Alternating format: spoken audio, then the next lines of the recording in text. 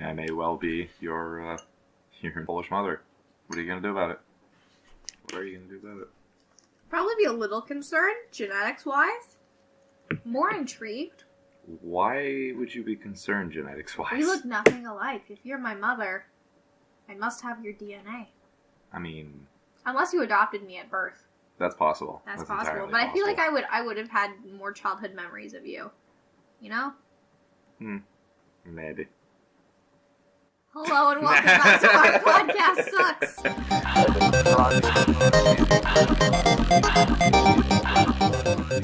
Yeah. Thanks, Adam. That was essentially what that conversation was. There's not much other context you need.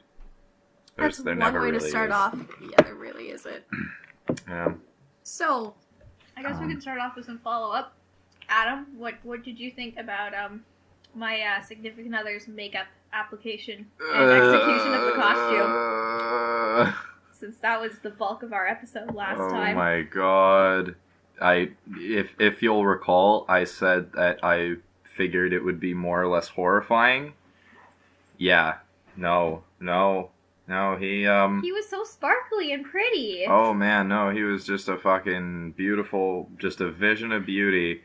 My god, and he smiles so wide. He smiles so wide. You can see both of his gums. He smiles so wide.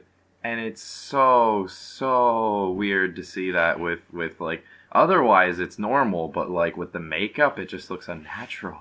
He had gorgeous highlight, and his eyebrows were beautiful. Oh yeah, no, they're just fucking on point. Our nose highlights were great. Ugh. I'm just flipping through pictures of my SO to show Adam and just remind him of the horror. There's fake Tamara and fake yeah. got a little kissing. Yeah, that was the picture that I saw. It was just like, oh boy, that must have been a little uncomfortable there for fake. He was surprised when went in for the kiss. Yeah, I can see from because there's one picture of like the moment the kiss happened and then the moment afterwards, which is just Tamara's SO laughing his face off and the person impersonating him just kind of like, ah! He played into it during the kiss though. Well, I don't think he was aware that was going to happen. I'm not sure, or I'm not sure that he was aware that contact was going to happen, but it did. So they were convincing costumes at one point. Like the guy who dressed up as my boyfriend was so convincing that at one point in the night, I was really tired, but like I wasn't drinking heavily by any means because something always happens at Halloween. Someone always gets sick. Last Halloween, Adam and I were in the hospital. Oh, yeah. Not for either of us, but for another person. Yeah. So, like, something always happens. So, I like to stay with my wits about me. Mm-hmm. So, I was just, like, good and tired. And I gotta say, fake confused me at one point. I saw him coming out of the bathroom, and I saw the shirt, and I was like, oh, it's and I'm like, wait. And someone saw that, and they were, like, genuinely, like, how can you be confused? And it's like, well, he's dressed as my boyfriend. He's wearing his shirt. The guy got fake glasses to look like he went the extra mile. It was a very convincing costume. Yeah, he did a good job of impersonating your boyfriend there. Here's some other follow-up that I feel it necessary to say. Tamara, what the fuck have you done to my life? I have heard over the past 2 weeks Feel It Still by Portugal the Man at least 4 times. It's like a disease. Why is it there? Why? Disease. I've never heard the song before. You mentioned it to me, and now it's everywhere. Tamara, what the fuck did you do to my life? I'm actually magical. Bullshit. Wonderful. Bullshit. You're... Well, I mean, not... Or just a high-ranking member of the NSA. Apparently. My god. That's what I was going to say. It's like either you somehow have this, like, power to know what radio channels I listen to and influence their choices and at what times, or you straight up have the devil's magic. Or I'm a tastemaker of sorts. They listen to our podcast and they're like, we should look up this song that this girl speaks about. And play it. It's also just a popular song too, though. But, like, do you get what I mean by it's not bad, it's not good, you just get angry when you hear it often? No. Well, I mean, nonetheless, like, it was 4 times, but it was not enough for me to kind of, like, get over the fact that it's a catchy song. And it gets stuck in your head. It sort of does. It's not terrible about that. I feel like there are songs that are even more that way than Feel It Still by Portugal the Man. I think it was the consistency of it, the fact that I would get it out of my head and then I'd hear it again. I think that is what angered me. That could be a contributing factor. Yes. Also, follow-up to the follow-up from a few episodes ago. The Porsche Cayenne that lives across the street from me is not in fact owned by a suburban white mom. No. But it is in fact owned by wealthy university students. How does that make you feel, Adam? No. It makes me feel no.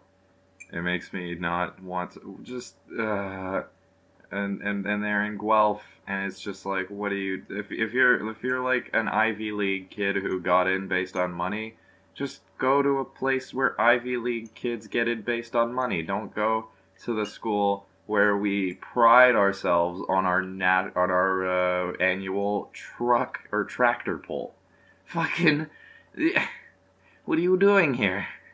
Go be a douchebag somewhere.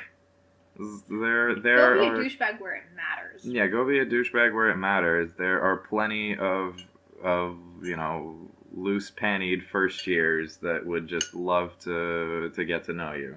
At U of T. At U of T. We don't need your shit here. We got tractors. And trucks. We're good. And tractors and trucks and the frickin' ranch. And trailers. And trailers. We are G. We are good without that. Yeah, I was shocked too, because it's like, if you're a young, single male who's rich enough to buy a nice car, why buy a white mom car? Like, why not buy like a sexy sports car or something? Yeah. Fucking, if you have that kind of money, I don't know how much a Tesla costs, but it can't be that much more if you're already spending that kind of money on fucking. Let's look this up. Let's see what the base price for a Porsche Cayenne is. I'm genuinely curious. I saw one at the mall the other day, like the mall in the nearby city, and there was like a whole Porsche display, and my boyfriend was like, "Tamara, don't look now. No. Don't look now. Don't look left." And I just and you looked left. Yeah. Because apparently that's the thing that my brother once told me, that people don't hear, or my stepbrother once told me that apparently people just don't hear the word no or like negatives in the way that they register the rest of the sentence and then process the negative. So it's like a better way of saying don't look to the left is look to the right, because then you hear look to the right as opposed to look to the left and then no. Yeah, they say that if a kid does something wrong, like never... Don't tell them don't do that. Don't tell them not to do something because they will do it. Yeah, tell them the opposite thing that you do want them to do. Like, instead of don't jump on the bed, say, like, stay off on the ground or, like, sleep in your bed. Something like that, yeah. Like a normal person would. For those who are wondering, Porsche Cayennes, the base price for the Diesel Platinum Edition for 2017 model start at $108,000 and $108,855 US. Yep. The most expensive one, which is the Model S, is $143,200. I swear to God, this is just Porsche Cayenne, the podcast at this point. At this one, I didn't know if I was going to bring it up or not, but like, if you're going to spend over $100,000 on a car, there's so many other things. Make it count, I guess, is what we're getting at. I gotta say though, for hating Porsche Cayennes so much, we do talk about them. Yeah. We do talk about them. For being people who generally agree that Porsche Cayennes are shitty cars and stupid cars, we make a habit of mentioning them on this podcast, which I'm hoping will change one day. Hopefully. We have better shit to talk about. And speaking of which... This kind of relates to our other topic. Like, I don't know about you, but, like, my goals for life is just to be able to, like, get through school. Be able to get, like, a stable job. And maybe, this might be pushing it, but own property in Toronto without mortgage. What? What in the hell? I got some big dreams. That is a big dream. That is a big dream if I have ever heard one. My God. Owning property in Toronto, period, is just like, alright, you might be able to achieve that in 5 to 10 years, but like, without a mortgage? Adam's convulsing. Unless you bought property in the 80s. Yeah. Unless you bought property in the 80s or 90s. Well, it isn't the 80s and 90s. That's what makes it funny. No, but I'm saying, like, most people who I know who have property without a mortgage bought it in 1980 or 1990. Yeah. Hey, Mom and Dad, love you. I'm going to be living at home until I'm 30. Oh, boy. But, no, the real estate market, for those who are not Canadian, is absolutely shit in Toronto. Starter homes. There was an article I saw on Blog TL. Starter homes in certain areas are going for $1 million. Or what do you just mean, under $1 starter million. homes? They're semi-detached, 3-bedroom, 2.5-bath homes. Like, they're really small. They're smaller than, like, think of a townhouse in Guelph, but that size. But in, like, Leslieville. Ooh. Or around St. Clair. And That's those going go for for $1 million. under $1 million or $1 million. I mean, I guess my image of a starter, well, maybe that's not a starter home, but, like, I live around in a neighborhood with just, like, a bunch of bungalows. Those are expensive, too. Yeah. Like, oh, it's absolutely crazy. So, yeah, that's my dream in life. To be able to purchase property in Toronto, like Toronto proper, not some GTA shit, but without a mortgage. Not in fucking Oakville. We're good. Or Scarborough. Scarborough's nice, but like if I'm gonna be dropping that much money, I want to be on the subway line. Yeah, I mean, there's nothing wrong with any of the neighborhoods around. There's good parts of really most neighborhoods in the GTA, but it's not. Oh, for sure. In Toronto. Oh, for sure. That's your main fucking difference. What are your goals in life then? I want cats. How many? Like, I feel like the kind of, at least for me, the magic number for cats was always 2.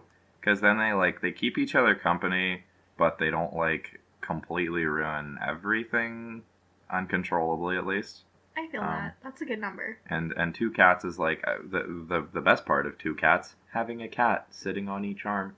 Oh. And it's just, like, warming both of your arms, and then your circulation's just great. Or one in your arm and one on your lap. That too. Heaven. Well, I mean, then if you're sitting, then the cat in your lap and the cat in your arms are not very far apart. You might as well plop one on top of the other. It's like holding twins. Well, but without paying for college. Wait, you put one of your twins in your arms and one of your twins on your lap? No, but you can tell which one's the favorite then, no, eh? if you put both twins in your arms, they're cats. Okay. So you don't have to pay for college. I mean, well, A, who knows, that might change in the next few years. Cats might get a lot smarter. They B, might put a pause on you AI. said one on the lap, one in your arms. If that's how you treat your twins, no. you are very clearly establishing who is the favorite. No. It's just like, man, I love you, little Bella. Oh, but what about the one on your lap? I guess it can be Debbie?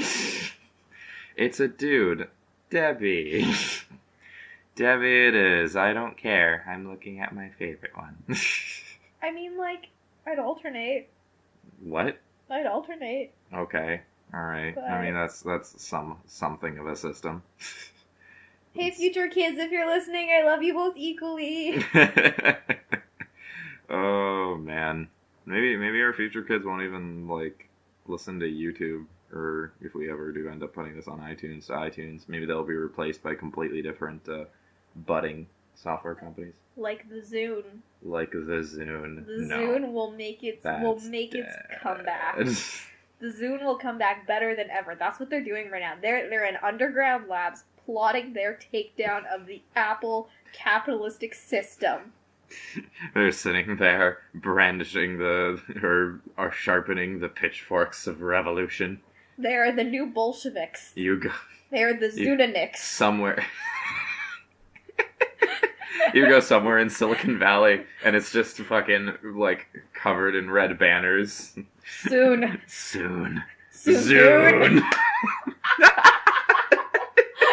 Zune, we're looking for sponsors if you're wondering. Support us on Patreon, patreon.com/our podcast. Yeah. Send us a Zune so we can throw it out. I'd use it. It'd burn it. I'd I feel use like it'd be fun to burn. We could like become... We'll take 2 Zunes, one that Tamara will use and one that I will use for something different. I was gonna say research. We could become the new "Is it a good idea to microwave this?" Oh. Do you remember that YouTube channel? Yeah, oh my god, that was so fun. Artistry. It was true artistry. I loved, like... The golden age of YouTube was not Jake Paul, but it was microwaving stupid various objects. Just shit. Just kind of like anywhere between shit that they knew would elicit a response and shit that they knew would just be like, that they were just like, what do we microwave next? And like, and they just look around their living room and they find, I don't know, like a fucking backpack or some shit. Did you see the one episode that still haunts me? Is the Pikachu doll. It was a fur-covered Pikachu doll, but it was, like, it could talk. It was animatronic. Okay. And they microwaved it. And the fur melted off, and all you could hear from inside the microwave was, Pika! And then just eventually Pika, and then it was like a demon voice. That was a great episode. Oh my god. But no, they used to get sponsored. Products. Like, actual companies would send them things so that they could microwave for, like, brand deals. Like, people, and even if not companies, humans, like college students at the time, would buy Apple products to send to the microwave guys to microwave it. My god, I can't believe... I can only imagine the amount of iPhones they got. They got a lot. In their later episodes, they used to have piles of stuff that they got sent, and they'd pick something out to microwave. And, like, just the amount of Apple products, and it's like someone spent their own money to give to guys who will ultimately destroy it. But the way they did their videos was so funny and just magical. I loved their little setup too, and I loved when anything exploded. Yeah.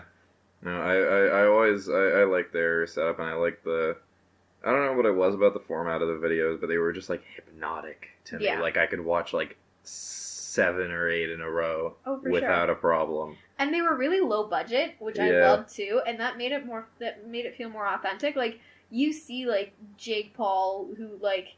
Okay, the only reason I know about Jake Paul and the stuff he does is because I'm getting into the YouTube game, and Jake Paul is ultimately one of the biggest players in YouTube.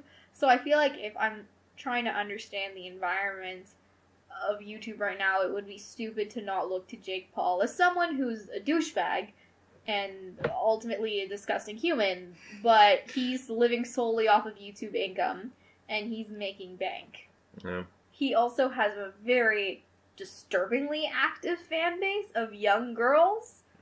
But, like, you see him do fucking pranks and shit, and he's using expensive equipment. Like, I love the microwave guys because it was a janky setup, and they played that up, and I loved it because it felt like I too was there microwaving things with them. You could really empathize with these characters who were just putting shit in microwaves. Honestly, like, can you imagine, like, that, to me, that's, like, the beginnings of my YouTube. That and the viral videos of the early YouTube that were burgeoning era. Oh, God. Do you remember muffins? What? You didn't see muffins or shoes? I mean, do you mean the objects, or... No, the videos, the viral videos. Okay, no. Okay, pausing the podcast right now. We'll include links in the description. I'm going to show you something that will not change your life, but it'll be fun to talk about. It's like Sad World. What? But better? Oh boy. Well, actually, that shouldn't surprise me. There's been... Okay, wait. I have seen shoes, though. I just remembered. That's okay. What did you think of muffins, though? Oh my god. It's like the original, like, when I think of YouTube, the early days of it, that's what I think of. That and Ryan Higa, How to Be Emo. Oh my god, Ryan Higa was my freaking childhood. And How to Be Gangsta and How to Be Ninja. Those were YouTube skit comedy gold. Like, before Vine, before daily vlogging, like, that was wholesome, good content. Yeah, a little bit, like, when you think about it, dark, but, you know. Oh, that was super dark. I watched that when I was, like, 11 years old, and I remember running around yelling, shiz, let's get some shiz. Some shiz. And just, like, the muffins, like, we were watching it, and I was mouthing along to it. Like, to this day, I still remember every word, because it was viral. Yeah. We loved it. I still quote How to Be Emo randomly sometimes to people, and I forget that they're, like, 2 years younger than me, or, like, 3 years younger than me, and they never grew up with How to Be Emo, or How to Be Ninja. It's just, it was so great. I think with shoes, I never, I think that I had heard it be referred to a few times, but I never picked up that it was specifically a video. I thought that people were just making fun of girls that were obsessed with shoes. Like, oh my god, like, back at you see the shoe series. It's like, I just figured that this was the thing. I didn't realize until much, much later when I had actually seen the video that it was referring to a YouTube sketch video. A YouTube sketch video. A specific YouTube sketch video. Yeah. YouTube's pretty great in that way where, like, if there was ever anything from your childhood that was a TV thing that you wanted to watch, you can pull it up. Very easy. Like, I remember... What do you mean? Like a show? Or? Like a show or... Okay, 2 examples. The first one, my dad is older. He's not that old, but, like, he's older than, I guess, most of my friends' parents. So, around, like, the end of the Cold War, he was in elementary school. He was old enough that he could remember stuff, obviously, because he would tell me stories. And one day, we were talking about atomic bombs, and, you know, as you would at Friday night family dinner.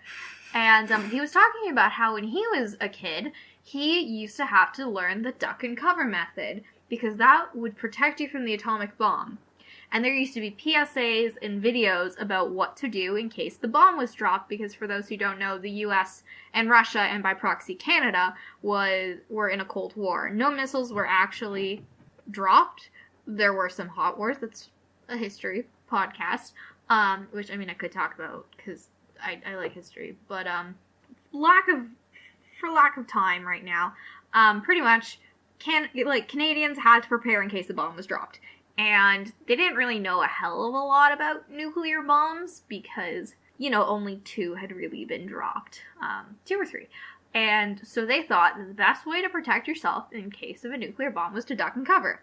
So my dad managed to find old TV commercials from when he was a kid and the old safety videos they used to show about duck and cover. And it was starring this little turtle. And it's an animated short.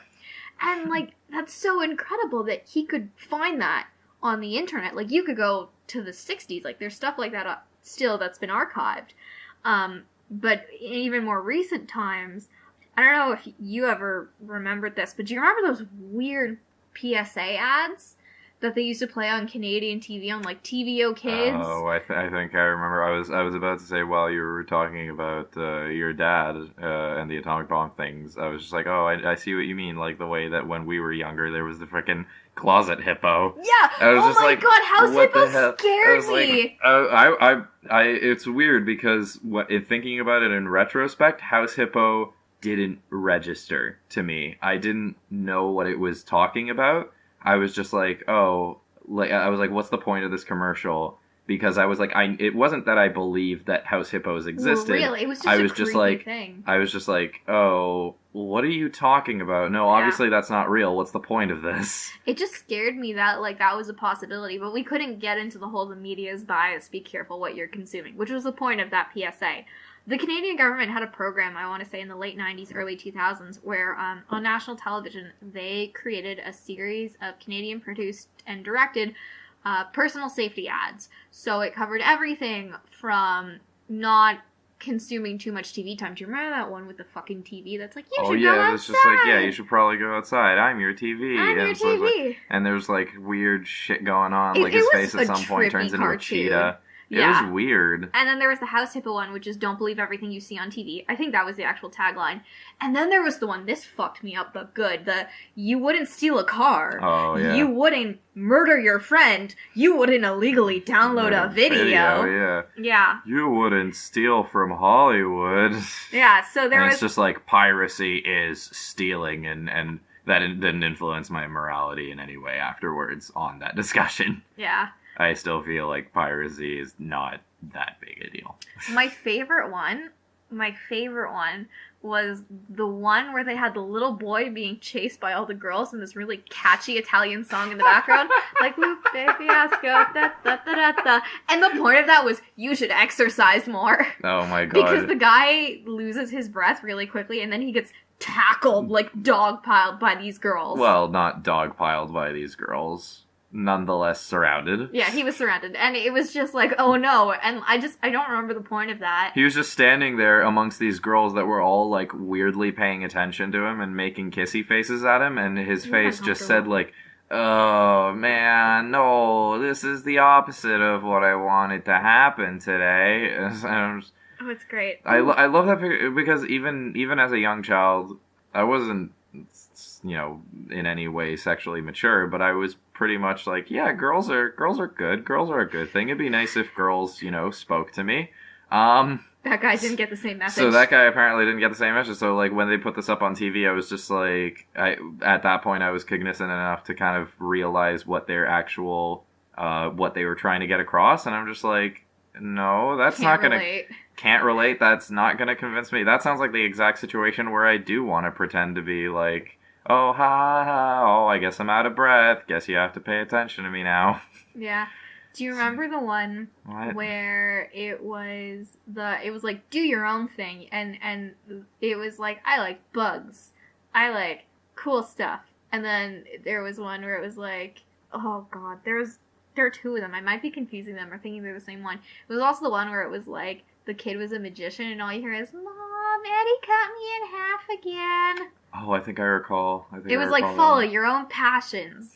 Like, it was just so, the messages were all good. Yeah. But the way each of these PSAs were done were so weird. Yeah. Like, looking back, House Hippos scared me. Like, I remember being genuinely scared of that commercial. Like, not the actual concept, but just the commercial made me uncomfortable. And, like, even shows, it's interesting now, because there was kind of a renaissance period of those PSAs with the egg commercials in the later 2000s.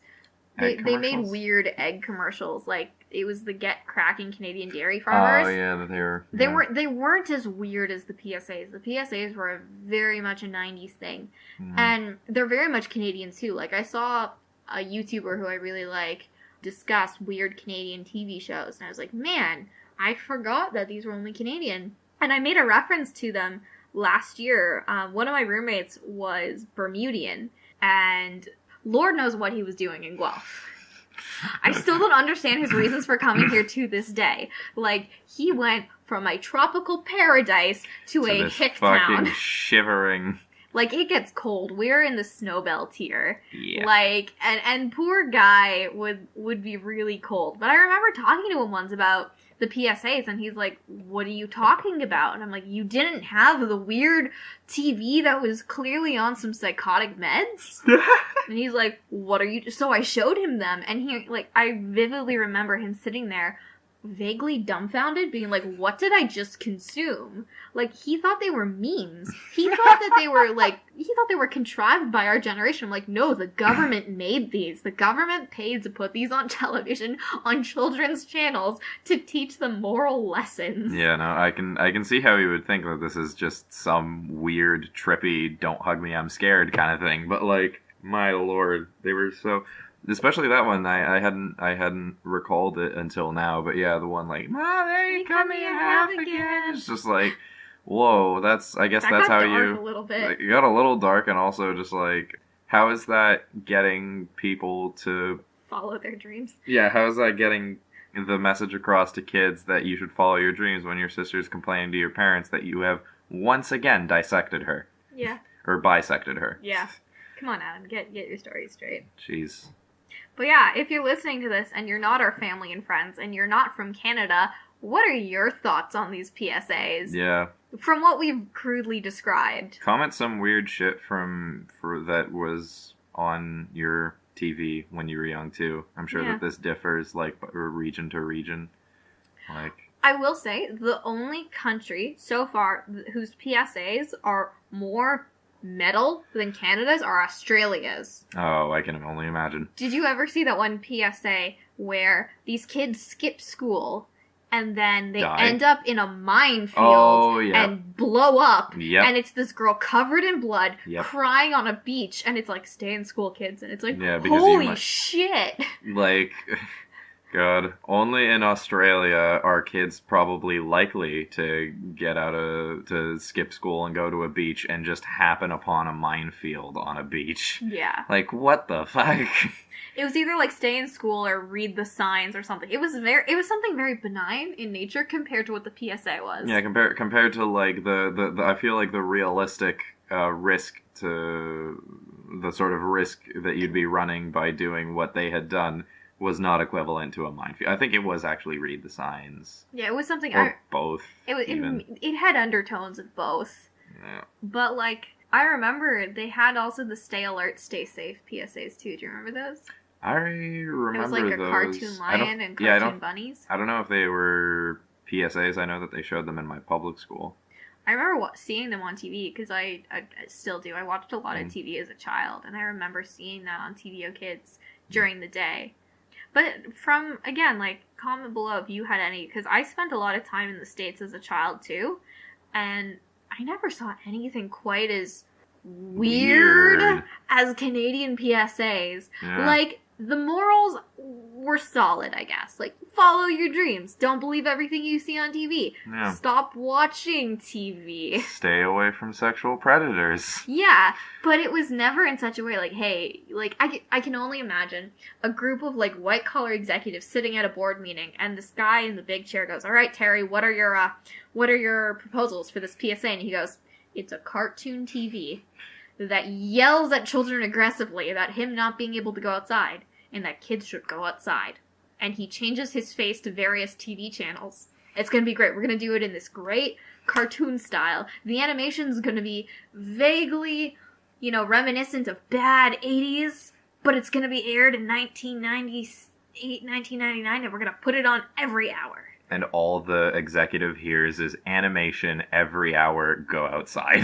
And morals. And he's like, great, you're hired. Let's done. do this. We're doing it. Yeah, cut, print, everybody. Give him whatever the guy wants. The guy's like, he goes over to the coffee table. He just grabs sugar and pours it in his ears.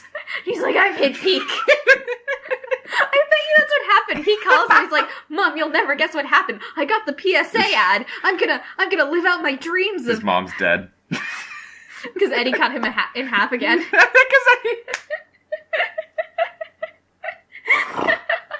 Oh, that was really dark. Yeah, that was really dark. But I feel like I'm gonna keep that in. That was beautiful.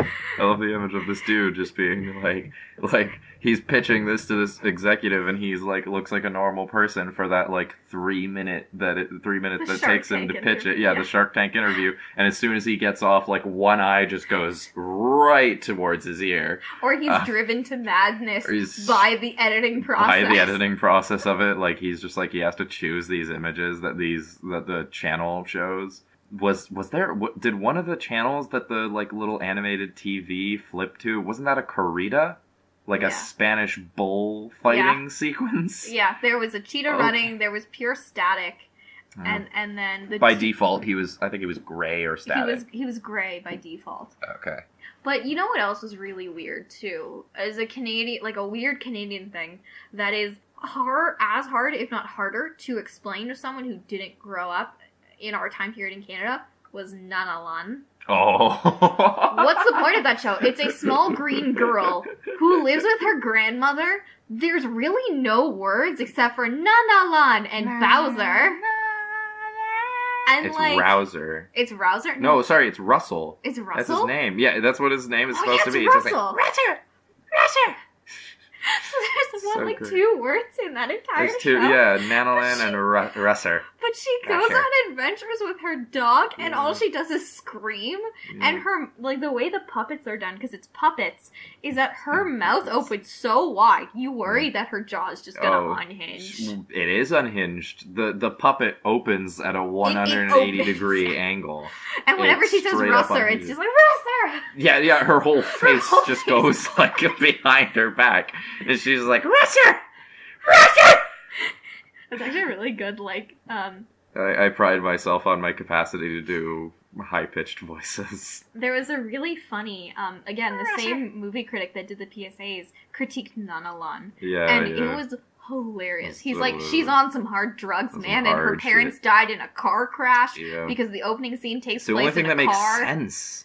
And that's It's why one she of the was few her ways that the grandmother. thing makes sense. That's just like she's constantly at her grandmother's house. Like some weird shit going on. Yeah, so I'll link that below. Oh boy. It was great, but like I tried to explain that to my Bermudian roommate, and he's like, What? he was more confused about that than the PSAs, because like think about it, it's a TV show about a girl who just has adventures with her dog, and there are only 2 words said, Yeah.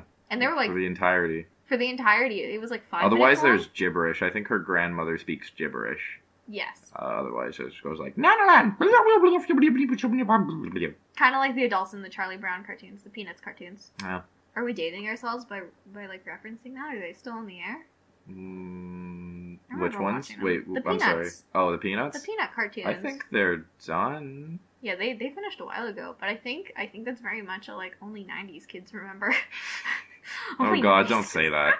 Oh god, that used to be so great and relatable because like only nice kids remember. Canadian PSAs. But then it got so obnoxious.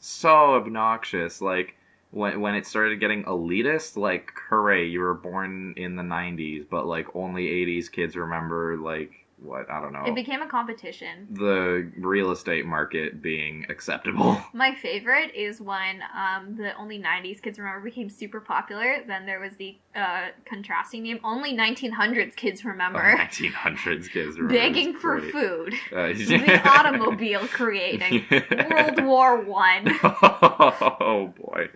Sarin gas. Which is really, like, vaguely dark but hilarious things. Like, yes, us on the internet remember that. Yes, by George, we were there.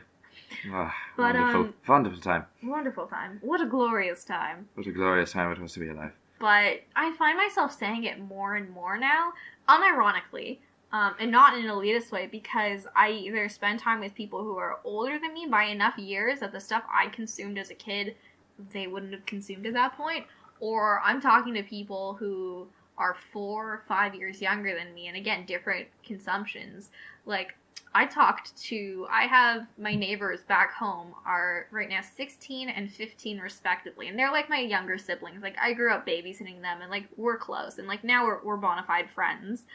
But I remember a few weeks ago, like, I was back in Toronto, and I was with my boyfriend, and we took them out to get bubble tea, like all the hip kids do on Saturday nights. And they're really great kids. I'll talk about them more later on, but, like, they're great kids. And I remember mentioning, like, this was around when ASDF 10 was released. Oh, boy. And that was an iconic moment for me. I love the ASDF movies. I can quote almost all of them. If not, I know every single word to ASDF 10. They didn't know what that was. Because when ASDF 1 came out, It feels it was so like, old. they were too young. So I showed them ASDF, and even more than that, they didn't know what Darude Sandstorm was. Oh, my. And they didn't I guess know we can't Careless fault them, Whisper. but you definitely can't fault them for that. No, it's just they were, I was 5 when they were born, and, like, they just didn't know those memes, so I introduced them to that. But the even funnier thing was, I was telling my mom later on that night, I'm like, yeah, I played Darude Sandstorm for my neighbors, and she's like, Darude Sandstorm? And I'm like, you were alive when the song came out. Well, like, yeah, but she also wasn't a fucking child.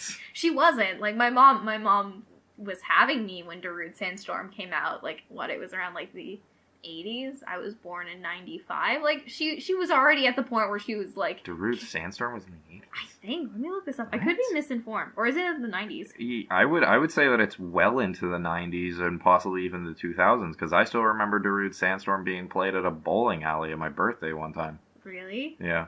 I got really bored with bowling at one point, so I just kind of turned my eyes to the TV, and I just watched a bunch of music videos in a row. 2001. Wow. Yeah, you are dumb. I was thinking of Careless Whisper. Yeah, it was fucking like, how could it be the 90s? It was like a techno song. It was. To be fair, there were some great techno hits of the late 90s. Nah. But, like, think about it. Like, they didn't know, the 15 and 16-year-old didn't know Darude Sandstorm. They didn't know what Crazy Frog was either. Oh my god. Crazy Frog shaped a generation. Yeah. Axel F, yo. Is it? Is it weird that the first time I heard that song was in Poland? It got was to vaguely Poland, Euro I guess. beaty. Yeah. Vaguely. It was. I just remember the first time I saw that even was in a bar in Poland when I was visiting my brothers or stepbrothers. They were playing Crazy Frog. I was like, what is this? Is this some crazy Euro shit? And then I come back to Canada. I'm like, oh. This is just a global meme, I guess. I thought that I was cool and hipster, and I could tell my kids my kids Your when kids, I was wow, fucking Adam. 12. No, all my friends, my boys is what I was thinking. My boys, all about this crazy Euro shit that I had seen. Like, dude, man, there's like this cartoon, like this frog's driving around a fucking scooter. It was crazy, man, and like the song was really all like techno-y and shit, and they're like, oh, do you mean Crazy Axel Frog by Axel F by Crazy Frog? I'm like, oh my, well, now I'm not special anymore. It's even interesting. I was special for like a week. Don't pat me on the head. It's even weird too, like I'll talk to my boyfriend who's like 3 years older than me, and the stuff, like if we play early 2000s Name That Tune, or if we watch like what were the top songs of like the early 2000s, I don't remember a lot of them, because I was in grade 1 in 2001, and like he was in grade 4, so like he was listening to that kind of music already. So it's just interesting. You get a generational perspective in that sense. But the Druid Sandstorm one, I was really proud to have introduced my neighbors to that, because then they showed their friends, and now there's a mini Druid Sandstorm revitalization at their high school. Oh boy, that makes me happy. You've done your generation proud. Thank you. I'm so proud of them. They're like mini meme lords. Like, they do it in a different way than I would have. They have these fake Instagram accounts, and I have one too. Mine's just a place to like store my memes. They make their own memes on there. Like, the older one, the 16-year-old, just published a video. Oh it's just nonsense, and they just sing about waffles and pancakes, and there's so many jump cuts and bad techno music in the background. Oh, and I'm so proud. I'm so proud. It's so good. They're so great, and they're just like, oh, it's great, and they make their own original memes, like on my neighbor's private Instagram. It's just original memes that they make up, and like they were on Vine too. And they made their own mini meme vines, and like they're mini meme lords. Except waddling meme lords. They're great. I love Waddling them. along the gross, disgusting shores of the trash ocean that is the internet. Pretty much. I'm gonna start tagging them in memes now, but a lot of them are like a little dark. Yeah, don't start tagging them in the same memes that you tag me in. In the nihilist memes. Oh boy, please don't let them figure out the hatred of existence on their own. Yeah, no, they're not at that point That's yet. fine. They're really pure memes. Yeah. Like, these kids don't swear. Like, one of them the older one said douche canoe in a post on her fake Instagram, and I commented on it. I'm like, are you swearing now? And she's like, no, it's just an inside joke. And I was like, oh, I was gonna be really proud.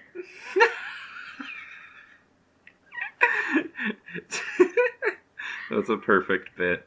Just like, are you swearing now? No, I did because I am all for it, sister. You go tell those fuckers who's boss. I mean, we both established and that they Adam. are fuckers. Yeah, I mean, Adam and I have both established that we have the foulest of mouths. Yeah. So like, I remember, I didn't swear around them as like young kids, but now they're over. I think when they turned 13, I started swearing around them because I was 18 at that point, and I still have the foul. I started swearing when I was 12, but they're just so pure, lovely people. I had a weird experience with my nephew and niece who live in Poland, because as I was growing up, I learned my parents' Polish, and primarily I only really speak Polish with my parents. Yeah. And when I was younger, there's just sort of, I think, a generational disconnect between the Polish that I learned and the Polish that they learned. Like, some things have changed, some things have The slang. stayed the same. Yeah. And a few things that I didn't know were swear words have become swear words. because I learned, I guess, Canadian Polish, secularized, kind of cut off from the 80s bottleneck Polish. And then when I went to meet them when they were like 7 and 5, respectively, I was essentially just swearing like a sailor in Polish because I didn't know any better. because I didn't know that the Polish term for hitting something had now become the Polish term for f***ing something. I like how you censored yourself that one time you said fuck. I don't know. I don't know. You're such a good uncle. Yeah. But yeah, I just came out and like at one point my brother pulled me aside and he was just like, dude, calm down on the swears. I'm like, I have not said, because like there's the Polish swears that I realize are Polish swears like kurwa, suka, like shit like that, pierdolić, right? But like there are just other words that are now bad that I just didn't realize I was cussing in front of his kids. And so he kind of gave me a rundown, and I was like, okay, I won't say this stuff anymore. There's also one Polish word that used to be really bad, and is kind of like an adverb version of an actual bad word, but it's now become so commonly used in Polish media that it has no weight anymore. But the original verb that it comes from, which is to fuck, is still a bad word. But the adverb from it is not. Polish is weird. I mean, I have a Facebook page for my YouTube, and I post sometimes Snapchats that I take on my private personal Snapchat, and I've realized I use the phrase "fuck me up, fam." Like, man, can you believe this? Fuck me up, fam. Not actually like either pummel me or you know any of the weird like coitus drinking. stuff. But like, well, a what? Yeah, oh, no, I because guess the many uses of the word "fuck." But it's just like, man, fuck me up, fam. Like that's great. Like. Now I guess that would be the new I'm shook. I'm shook. Or whatever. But like for some reason the people who I went to high school with and even in first year used to say fuck me up fam a lot. So now it's in my vernacular. So I realized I got an eyeshadow palette and I'm like, it has real pearls in it, fuck me up fam. And I posted that on Snapchat. And I don't have my parents on Snapchat, but I posted it on my Facebook page and my mom's like, what did you just post? She's like, what are you trying to say in that sentence? And I'm like, oh no, it's just an expression, Mom. She's like, you said fuck me up. And I'm like, it means I'm shocked. I didn't think that the fam as a term came into existence until after I had finished high school and I had come into university, and that was the first time I heard fam, was it? I think, because I don't recall it being in high school at all, and we're not that different in age, so maybe I'm getting my years wrong, but like fuck me up fam, it's just thrown around, at least like within my group of friends at school and at home. That's why I thought it was in high school. I thought that was something like, I don't know, for whatever reason I've made the link between that phrase and Pour Some Sugar on Me by Def Leppard. Oh my god. Oh, so I thought that's weird. I thought that what you were saying by saying like, oh man, pearl eyeshadow, fuck me up fam, is just like, throw more of that shit on me please. I mean, like, in a way, yes, I guess. We could Urban Dictionary what it actually means, but in my own usage of it, in that point, it was like, I'm shook, this is amazing, like, more plus. More plus is what I equate it to. But again, now it's just irrevocably linked with Pour Some Sugar on Me by Def Leppard. I mean, great song, by the way. I mean, I was wrong about Def Leppard, if you ever wanted to, like, chill. Sponsor us on Patreon. Tweet us at our podcast sucks. We are so fucking... The audacity that we're having right now to fucking try and call out Def Leppard. And Zune. And Zune, like they would sponsor this train wreck of a creative project. Where we talk about PSAs and swears. I swear that we have spent a solid 40 minutes talking about PSA and memes from the 90s. Dorit's answer was 2001. Or 2001, still kind of a 90s kids thing, I think. Okay. Like, because 90s kids had to, like, kids who were born in the 90s nonetheless had to grow up to be conscientious of shit. We weren't, our first ward, where it wasn't Darude Sandstorm, we had to be, like, 5 by that point, at least. Yeah, I was 5. So, fuck me up, fam, a commonly used phrase in the meme where the person is getting their hair cut and the barber asks them what they want and they don't care what they get. I don't recall that's the initial... Yeah, that's really odd. That's definitely interesting, but there's only two definitions. That's different from both of our interpretations of what that meme meant, so apparently we have failed our meme test. We should go back to meme school. Yeah. Reapply for our meme degrees. I'm gonna have to redo. Meme 101. I'm gonna have to redo my master's in memes. In memeology. I have to say the best the best compliment I ever got was from you when you said that you had spoken to a mutual friend of ours who, I mean, you can describe them. I don't actually know this person that well. And you came to me and you said, maybe you should tell the story, but the thing that she described. Essentially, one of my friends from first year who Tamara had once or twice interacted with prior, but I had, lived with her. And when I really started being a part of the club where I essentially met Tamara and kind of really started hanging out with her, I, at one point, somehow my friend from first year had caught wind of the fact that I was hanging out with you. And I don't remember how she brought it up to me, but she was just like, oh, you're hanging out with Tamara now? I'm like, yeah, no, she's a new friend of mine. She's really cool.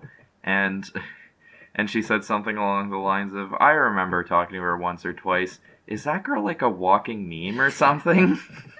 and I was like, yeah, that's basically Tamara. I feel like I knew that you had some weird obsession with memes within like the first maybe week of knowing you. I feel like I don't know how this came to be. Honestly, I don't know how that became my because now whenever I talk to other people, also I got the title of meme lord in another organization I was a part of because I used to Google. I run the Nerf club at my school, and I started off as secretary, so I had to write the weekly emails, and I used to just look up Nerf memes because I was like, oh, this is a funny thing to add. So after I ran out of the very niche amounts of Nerf memes there were on the internet, there were about 12 of them, and I had to send out emails for 8 months. So I started making my own, and somehow people started calling me Secredoge, Meme Lord. Memes just somehow became associated with me. I love memes, don't get me wrong, I love them so much, but I don't know how caught wind of that. Either I know I do some stupid things, and I know I do some very odd and weird things in my life and in my personality, I guess, but I don't know how this started. I'm very honored and proud and low-key stressed that I have to live up to that title. Are you sure you couldn't have caught seen this coming? Did you really not take the moment to self-analyze after I had told you that I had went indoor skydiving and there were pictures of it, and one of the first things out of your fucking mouth was send them to me so I can fucking make memes of them? You're sure you didn't sit down after that and think, I might have a meme problem? I've made memes out of multiple fronts, including one of my roommates. I did a series of memes where I superimposed his head onto the bodies of dogs. I don't remember the context of how this got started, but every year now, it's been about a year and a bit, every couple months someone finds them, because I made them very apparent, or someone makes a reference to it, so he and I both have to relive it.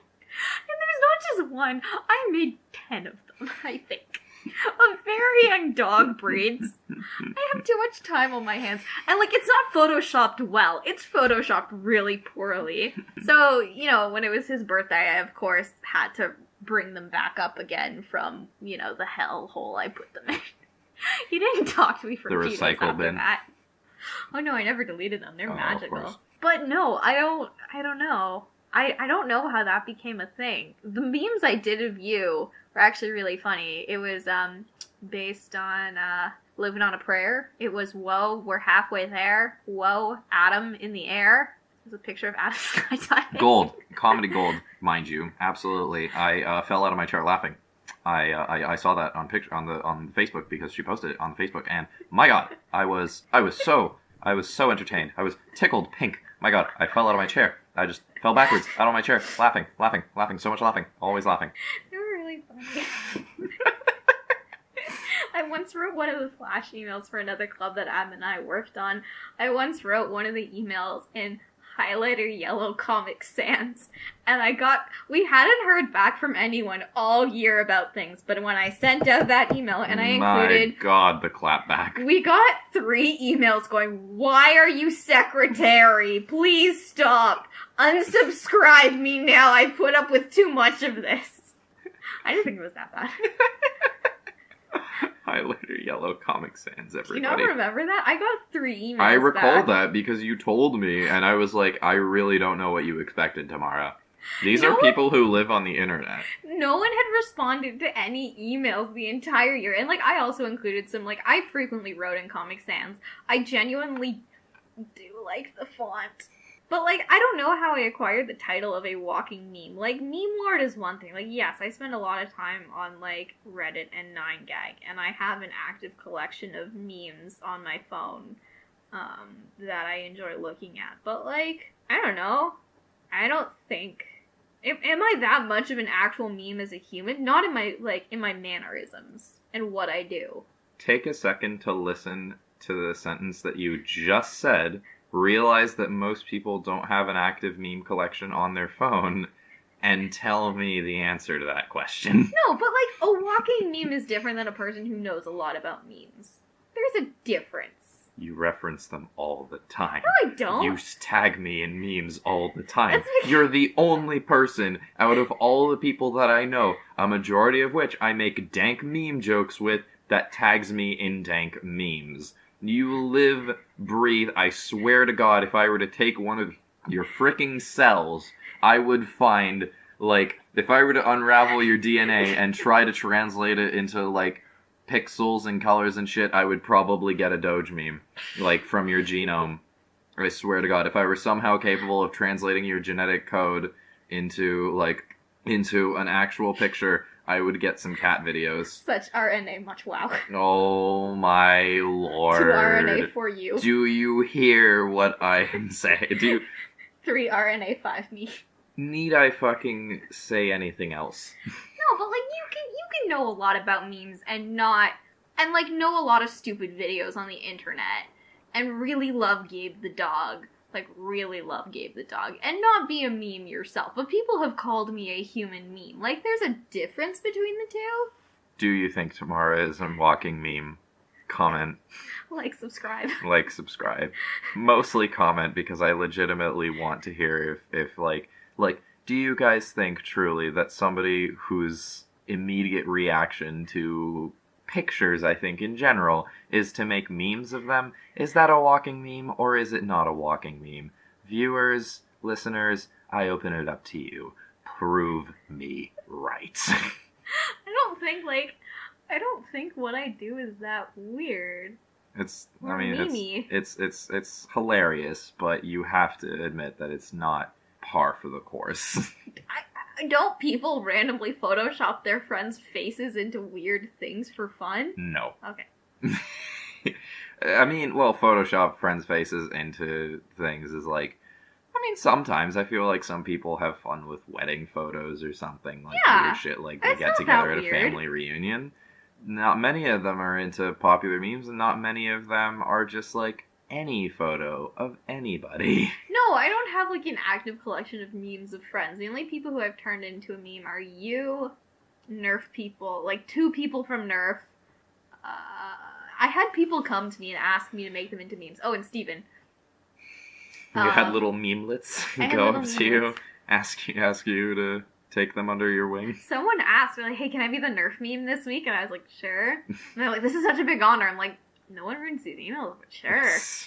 No one reads this email. They're like, they must take you so long to make these. I'm like, no, I don't even use Photoshop. I use, like, Preview on my Mac. When I feel like making memes, I pump out like 10 in the span of a second. Yeah, like, they're That's not right. hard to make. Like, someone's like, wow, it must take you forever to, like, make those memes. I'm like, Yeah. no, really. I still remember when I was the exec of of our high school's anime club, and just as I was watching the anime that we would watch at anime club, like I would think of memes and I would make them, and it would take, less than 10 seconds per meme. Yeah, exactly. Because it's pretty easy. Like, well, for whatever reason, I chose the format of demotivational posters, just because those are so good for. It's wonderful just because, like, with subbed anime, you can just put the picture of the subbed anime of that specific line that you want to highlight, and then you can give it a title and a caption. It's just so versatile. Yeah. It's so useful for everything, and there's so many different things you could do with it. So I like that. I always like coming up with weird captions. Like, I remember distinctly looking through old family photos with my mother and coming up with funny captions for photos, specifically of myself as a baby. Because I had some weird-ass facial expressions. But, yeah, no, I'm happy with this title. I don't feel like I'm worthy of it, I think, is the bottom of it. But, no, I love me some memes. They're great. Next on our list, Black Friday. Black Friday is coming up. What's on your wish list, Adam? Black Memes? Friday thing. PSAs. Can I buy? Can I buy a meme? Oh my god. Dude, I swear to god, if this is not a thing, we should make it, but like just a compilation of all the weird, PSAs. like Canadian PSAs put together on one DVD. I would buy that. In full, like, HD, possibly remastered, if we can get the guy out of rehab. For his coke addiction. For his freaking coke addiction that he pours into his ears. And sugar. Well, and he was making everything. the TV one. Anyway, no, Black Friday. Black Friday. I mean, I'm always on the lookout for Switch games because I bought a Switch and I love the shit out of it. Have I not told you this? No! Soon after it, well, not soon after it came out, like months after it came out, but like over the course of the summer. I don't know. Yeah, I fucking beat Mario Odyssey, and that's... The nipple game. What? Mario Odyssey, the nipple game. Explain that sentence Isn't that the one where you can see Mario's nipples? Oh, yeah, if you put a certain costume on. And the internet on. went wild over seeing Mario's nipples. Like, wild. Did it really? What? I didn't notice that somehow... I'm gonna Google Mario nipple game, and Mario Odyssey will come up. Mario nipple game. I do spend too much time on weird Beatboard. sex game. Well, because I had never I didn't know that, what's it called? I had never noticed that Mario Odyssey got memes. It's weird because I follow quite a few video game meme communities, or like just the people that make jokes about it. Like the new Star Wars Battlefront 2 is super loud. The EA is super loud on all kinds of social media. But the DLC memes have always been very popular. Warriors. DLC memes have always been around, usually in the facade of there's people sitting, like, a boardroom of executives, and then they'll superimpose game design company logos onto faces, and it's usually about, oh, let's overcharge people for DLC. Like, those memes are consistently around with every game, but Battlefront, my god. Yeah, people despise what EA has done with that one. I mean, EA, I play The Sims, and, like, when I started buying my Sims legally, man, they rip you off for DLC. Yeah. Like, this isn't exclusive to I can't believe how many Battlefront. DLC packs there are for fucking Sims 3. There's a lot. So much. And they're each It's about... like, why? They're each about between $20 and $40 each. My Same with the God. new ones. Now, Origin has sales for Sims 4, but for Sims 3, like... And the thing is, you couldn't use your actual money to buy them. You had to buy EA currency, or Sims currency, to then be able to go and buy that. Like, it was... Which you bought in US dollars, obviously. Yeah. Yeah, EA is awful. But, like, no, I don't follow video game communities, and people went up a fucking tree for Mario's nipples. Like, the other day, we saw Mario Odyssey being advertised at this big mall, and I'm like, look, it's the nipple game! And this guy just nodded at me. He's like, yeah. I'm like, yeah, it's a nipple game. It's the nipple game. So weird to me, because I don't know. I spent a little bit of time in the boxer shorts in order to get the fucking... the thing in the game that you have to get with the boxer shorts. I'm not going to tell you what. I'm not going to because play I Mario spoil it. Odyssey. Oh, well, but like, you know, The viewers. the peoples. The views. The views. The views. So, but yeah, no, I somehow that never really, I was just like, oh, Mario's naked now. Well, and that was it. That was all I had. What did it get, like this kind of like free the nipple kind of vibe thing? Yep. Or People were like, oh boy, we can see Mario's penis even. It went kind of weird in some parts of the internet. You don't see Mario's penis. I just know it was the nipple game. Okay. I just know it was the nipple game. Nipples and penises are very different. We've had this discussion, possibly not with you, but I know we've had a discussion about what if nipples were penises and penises were nipples. I had It doesn't work, with you. mind you. I had Was this this- discussion with you. That was okay. That was you, me, and my other roommate. Wow. Yeah, I have a bad memory with these. That was 2 weeks ago. I have a good memory for discussions. I have pretty bad memory for who I have them with. It's kind of odd. So, anything else on your Black Friday wish list? That's about it. Just kind of looking out for Switch games and, I don't know, tech of various sorts. What about you? I am on a shopping fatwa.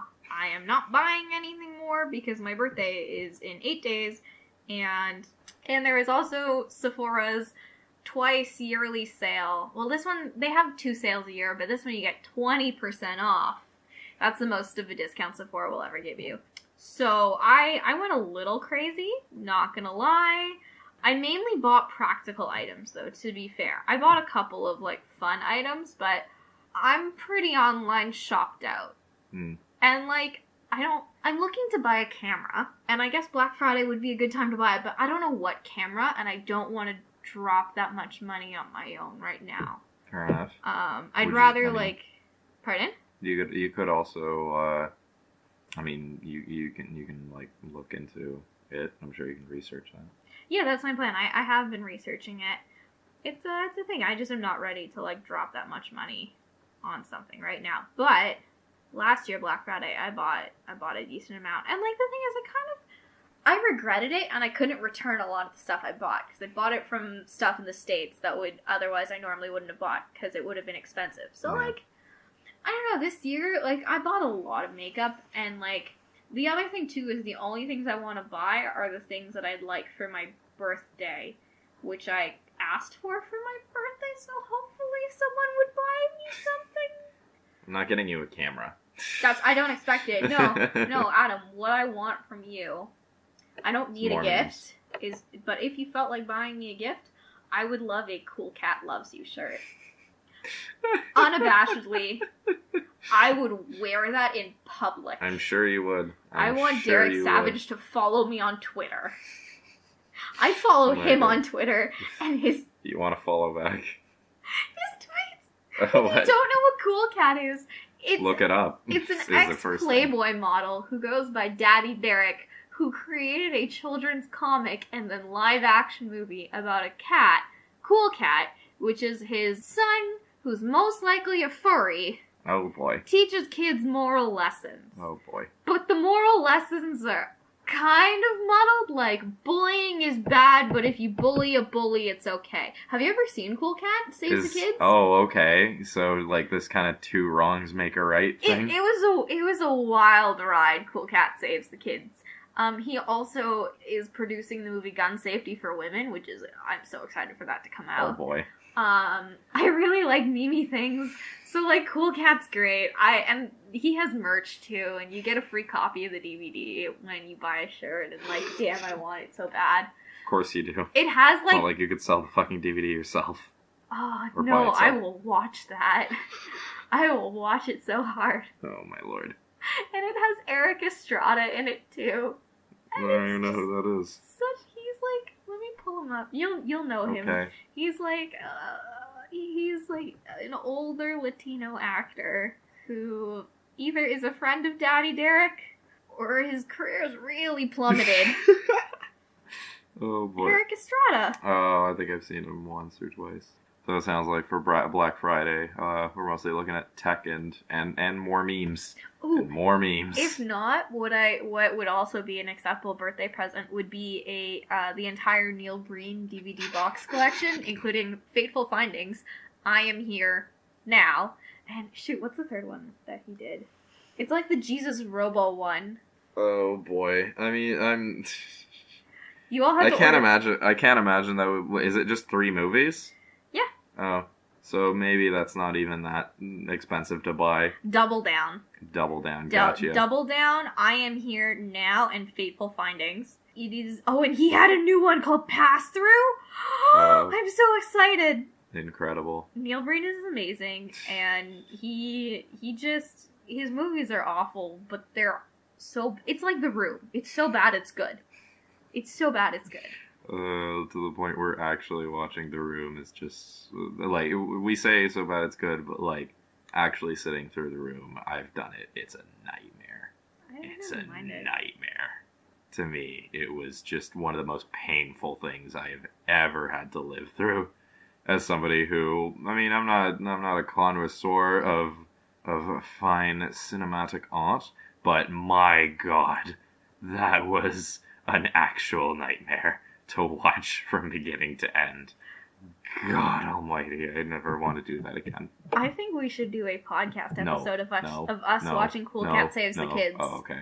I wasn't going to make you sit through the room again. I was either going to do a Neil Breen movie or Cool Cat. Or Cool Birdemic Cat. Shock and Terror. Nice. We should do, that should be our stream. Watch along. Cool Cat and Saves the Kids. We might get hit for copyright infringement, though. Daddy Derek's pretty harsh on that. Oh. He got Is he I Hate protective Everything of in his- trouble. Is He doesn't like it when people make fun of Cool Cat. Like, he gets really, Oh. he gets really into it, to the point where a bunch of my favorite YouTubers were involved in kind of some mini YouTube drama with Daddy Derek. And I Hate Everything posted a video about him. And then one of my favorite animators on YouTube, The Odd Ones Out, posted like a reaction video to that. But then Daddy Derek asked for an art commission, and The Odd Ones Out, James, was like, hey, you know, I'm an animator, let me do it for you. And everything was, there's a whole video on this. The paperwork was about to be signed, the I's dotted, the T's about to cross. And Daddy Derek saw that James had made fun of him, and he's like, I can't work with someone who I can't trust. Oh my god.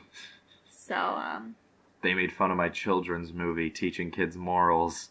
How dare they? pretty much. I mean, like, Cool Cat itself, it's literally a guy in a fur outfit. Like, it's a furry. And, like, Derek Savage's wife is also in a fursuit, too. So, like, it brings up some interesting things. That's Cool Cat. That's Cool Cat. That's Cool Cat. Anyways. So, having come upon about an hour and a half of talking primarily about memes, Canadian PSA memes, 90's memes,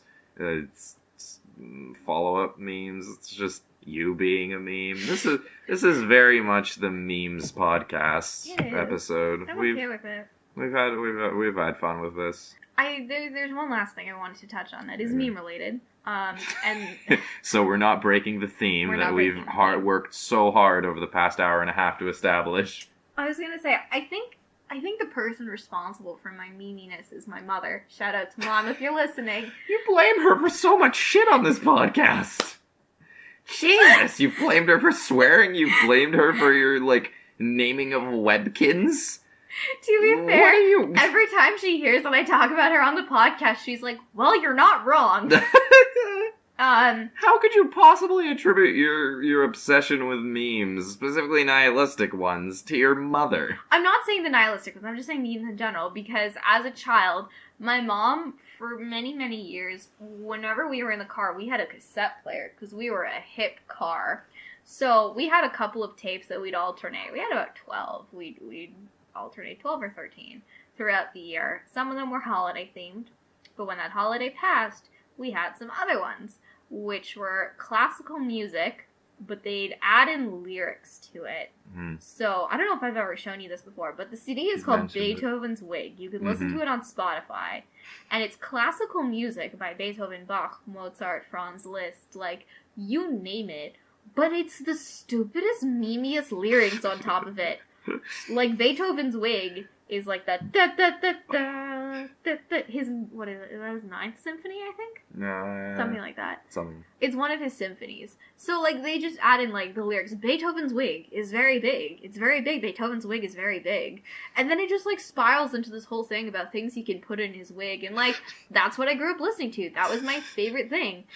And it was a whole thing. And the other thing, too, was there was this musical singing group called Sharon, Lois, and Bram. They were responsible for Skinnamarink Dinky Dink. That classic Canadian song. Good look. So they were great. So they had a Christmas album, or a holiday album. It was Christmas and Hanukkah. And on that, what they also did, which was one of my favorites, they had a television short to go with it called Candles, Snow, and Mistletoe. But they used to take Nutcracker songs by Tchaikovsky, and they would add in their own stupid lyrics to it as well. And they also would sing songs about not bringing an elephant to a family meal. And that was one of my fucking favorite songs as a kid. So, I mean, my love of memes and the weird, absurdist things and postmodernist nihilistic memes, I'm pretty sure comes from shit like that. That's what I was immersed in for the first 8 years of my life. That is the media I consumed and loved it. Yeah, this is just love of absurdity. Pretty much. Probably would. That sounds fair. I would not be surprised. Like, if your favorite song was about not bringing an elephant to a family meal, or, like, weird classical music with words superimposed onto it, and now I can't separate them. And I'm a music minor at school, and I'm currently in a music history course where I'm being tested on, like, great 19th century classical works, and I'm sitting there fucking singing Beethoven's Wig to myself in the corner as I write my exams. And my prof walked by me one time, and she just kind of gave me this look, because I'm just like, Beethoven's wig is very big, and she's like, fuck are you doing? It's like, don't worry about it. Yeah, no, because it snowed the other day, so for some reason to me that meant Nutcracker time. So I started listening to the Nutcracker, and I started singing the Sharon Lois and Bram version to Waltz of the Flowers, and my boyfriend was over, and he's just like, what? Because he knew the Nutcracker, but he's like, what are you... Like, I didn't know it had words, and then I proceeded to make him listen to the entire ballet. It was a great time. It was a really great time. But yeah, so I gotta say, like, that's my mom's fault. Well, there you have it. Thanks, Mom. Another characteristic of Tamara is that she is attributed to her mother. Thanks, Great. Mom. On that note, this is our next topic anyways, but the next, I guess, segment is fangirling, and one time I went to go see Sharon Lois and Bram live with my parents, because my dad had a friend in the Toronto Symphony Orchestra. So he got us backstage to meet Sharon Lois and Bram. And, like, I fangirl over stuff now. I tend not to fangirl over people anymore. And as a child, I was indifferent. I knew who Sharon Lois and Bram was. I loved me some Skinnamarink Dinky Dink. If you don't know that song, this must sound absurd to you. But, who wouldn't know that song? It's such a good one. No, but they're Canadian, though. That's the thing. But I still feel like it's popularized enough that most people would know what they're talking about. Let's do the generational test. I'm gonna text my neighbors and see if they know what Skinnamarink Dinky Dink is. No, but people older than us, I would say. If they had kids our age, then yes. Anyway, so I met Sharon Lois and Bram with my family, and I was like, whatever. I was playing it cool, I think, or I just didn't care. But I remember distinctly in my head, because I was like 7 or 8, or like, I was about 6 or 7 at that point. I distinctly remember my mom getting all flustered and going, oh my god, you're Sharon Lois and Bram! I have all your albums! My mom, like a 40-year-old woman, was fangirling over them, but her 6-year-old kid, their target audience, couldn't give a fuck. That was a hilarious image to me. She honestly got so excited. And they were like, your albums. Thanks? We weren't trying to market it towards you, but I'm glad you're happy. Yeah. So, that's some fangirling. I mean, like, have you ever fangirled over anything or anyone? Have you met any celebrities? Not especially. I remember... I guess I should answer the question. I don't really fangirl over anything. I don't really find myself I appreciate people's work and them as artists, and I appreciate, there's quite a bit of media that I consume, but nonetheless, it's never something that I fail to realize or that I forget that they are also people. So I don't really ever fangirl over anything, and I don't ever really find myself very excited. Like, I remember one time, my parents' birthday gift was essentially to take me to a stand-up comedy show. And there was a segment, I don't know if it was because of the tickets that we bought, or if we had bought special tickets, or if this was just a thing that they were doing after the show. But I got to meet them. I got to meet these people that I had watched perform for about an hour.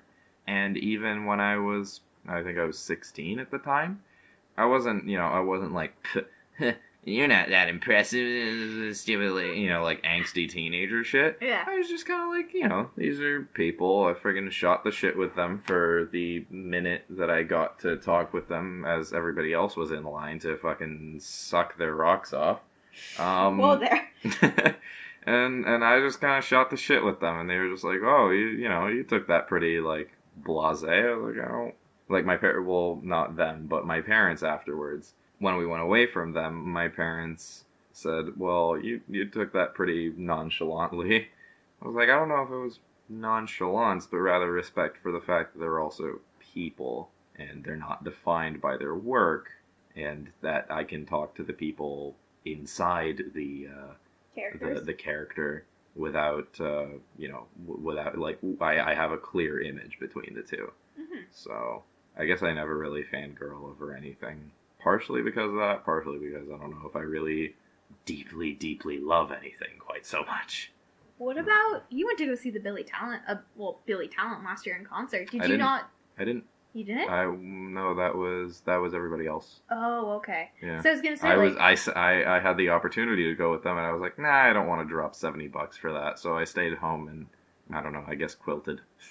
You're a really cool person. Yeah. But, like, I went to go see a concert of one of my favorite Canadian indie bands, and, like, the first time I went to go see them, this is the second time I've seen them, I didn't know what the lead singer's name was. I loved the band, and I had the chance to take a picture with the lead singer, and, like, I'm an emotional person, I guess. So I cried at the concert out of pure happiness. Laugh all you want, but it keeps happening. It's really embarrassing. Oh boy. So I went up to meet the lead singer, and afterwards, like, I held my shit together, and we talked, and, like, I was in a music production class that semester, so I did a bunch of, like, work on them, because they use a lot of synthesizers in some of their later work. And I actually did a cover of one of their songs that was god-awful, but I did a cover for one of their songs for one of my, like, final labs. And so I told the guy, I'm like, look, I really love your music. I love what you do. You know, I think it's really great. I love, like, because they're musically really talented, and I respect them a lot. So afterwards, I cried. I didn't even know the guy's name, and I was like, I got a picture with him. He's so great. Mainly because I was like, wow, you're so talented. This is awesome. And, like, being able to meet your favorite singer is a luxury that people who are really into, like, larger artists, I guess, would have to pay to do. And, like, this guy just walked out into the crowd. He's like, hey, yo, what's up, guys? Let's take some pictures. Which, you know, is a brilliant marketing strategy on the other hand, but, like, as a fan of them, it's this great connection. And I met them a second time recently for an early birthday present. My best friend took me and his girlfriend and my boyfriend to go see them, and my boyfriend's a big fan now. Like, I got him into the band, and he loved it. And we ended up having such a great time. Like, we talked to the lead singer for maybe, like, a minute, because I didn't know what to say, because I was kind of like, I don't know what to say to you, like, this is so great, I'm meeting you again, and we got another photo. But then we started talking to the second guitarist / other synth player, whose name is Dwight. He's a wonderful human. He follows me on Instagram now. Wonderful. He has 2 kids, he's married, he's just a cool dude. He wears these, like, cool colored sunglasses, and, like, he gets really into the music to the point where I thought he was high at the concert. Like, I was surprised when I found out he's a father of 2. I was like, wow, you're, like, actually not, like, a 20-year-old on, like, high on weed all the time. Like, you have your shit together. Like, they're professional musicians. They went to school for music or something like that. They've been doing this a while. And they're really good. So I got to talk to Dwight afterwards, and he's just like, yo, I love your shirt. I was wearing a Calvin Klein shirt. He's like, yo, I love your shirt. Where'd you get it from? So we talked for like 3 minutes about Calvin Klein shirts. We talked for like 5 minutes in total, and it was just so weird and so cool. And like, I fangirled after. I followed the guy on Instagram. I'm like, Dwight's the best. I love Dwight. Also, his name is fantastic. Yeah, like, it's a Dwight. pretty awesome name. So, anyways, that's interesting. I guess, like, people can fangirl over different things. I don't know. The Sharon Lois and Bram moment was just pure preciousness. That sounds adorable, yeah. So, we've found that some of us fangirl, some of us do not. Comment something that you fangirl about, or don't fangirl about, and tell us why you don't fangirl about the thing, and it's probably because you're dead inside, like me. Yeah. Send us memes. Send us memes. Always send us memes. Don't ever feel like you can't send us memes. If you have memes and you want to share, if you have memes that you want to share, we are here for you. Don't let your dreams be memes. We are here. Let your memes be dreams. Let your dreams become memes and grow above their dream status and above the meme status to become one with all the memes. Are you Shia LaBeouf? I guess. Okay. Follow us on Twitter and our Facebook page. Support us on Tracian. Tracian. Throw money at us. We are trash. Throw money at us. And throw attention at us. Feel free to follow us on our social medias and be sure to check out my YouTube channel too. Plug. Okay, it's here. Anyway. Thanks for listening. Hope you enjoyed this episode of Our Podcast Sucks.